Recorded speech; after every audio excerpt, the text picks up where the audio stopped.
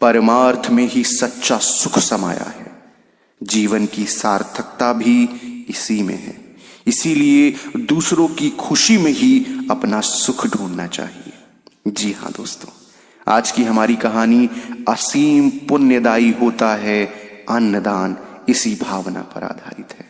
दोस्तों, इससे पहले कि आप सभी इस कहानी में खो जाएं, आप सभी से निवेदन है कि कहानियों का ढाबा चैनल को सब्सक्राइब करें, वीडियो को लाइक करें। तो चलिए बिना समय गवाए इस कहानी को शुरू करते हैं। दोस्तों, एक बार की बात है, एक लकड़हारा पूरे दिन लकड़ियां काटता, किंतु इतने कठोर परिश्रम के बावजूद उसे आधा पेट भोजन ही मिल पाता था। अब एक दिन की बात है, उसकी मुलाकात एक फकीर से हुई। लकड़हारे ने उसे अपनी व्यथा सुनाते हुए कहा, बाबा, मैं चाहता हूं कि जब भी आपकी खुदा से मुलाकात हो, मेरी फरियाद उसके सामने रखें और मेरे कष्ट का कारण पूछें। कुछ दिन बाद उसे वह फकीर फिर मिला। लकड़हारे ने उसे अपनी फरियाद की याद दिलाई तो उसने कहा, अल्लाह ने बताया कि तुम्हारी उम्र 60 साल है और तुम्हारे भाग्य में पूरे जीवन के लिए सिर्फ 5 बोरी अनाज है, इसीलिए वह तुम्हें थोड़ा थोड़ा अनाज देता है।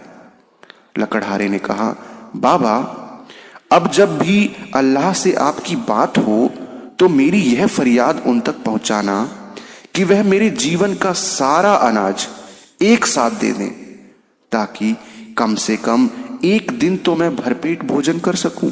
अब अगले दिन फकीर ने कुछ ऐसा किया कि लकड़हारे के घर ढेर सारा अनाज पहुंच गया। लकड़हारा समझा कि अल्लाह ने उसकी फरियाद कबूल कर ली और उसे उसका सारा हिस्सा भेज दिया है। उसने कल की चिंता किए बिना पूरा अनाज भोजन बनवाकर फकीरों और भूखों को खिलाया और खुद भी भरपेट खाया। अगली सुबह उतना ही अनाज उसके घर फिर पहुंच गया। उसने फिर गरीबों को खिला दिया।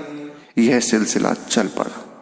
कुछ दिन बाद वह फकीर फिर लकड़हारे को मिला तो लकड़हारे ने कहा, बाबा, आप तो कहते थे कि मेरे जीवन में सिर्फ 5 बोरी अनाज है, लेकिन अब तो रोज मेरे घर 5 बोरी अनाज आता है।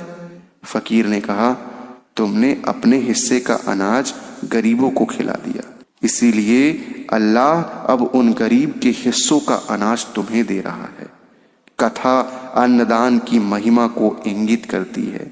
अपने हिस्से में से थोड़ा सा भी अन्न यदि किसी भूखे को भोजन कराने में दे दिया जाए तो उसका पुण्य 1000 सत्कर्मों से बढ़कर होता है।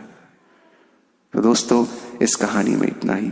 अगर यह कहानी आप सभी को अच्छी लगी तो प्लीज कहानियों का ढाबा चैनल को सब्सक्राइब कीजिएगा, वीडियो को लाइक कीजिएगा। इस कहानी में इतना ही। मिलते हैं एक अगली कहानी में, तब तक के लिए धन्यवाद।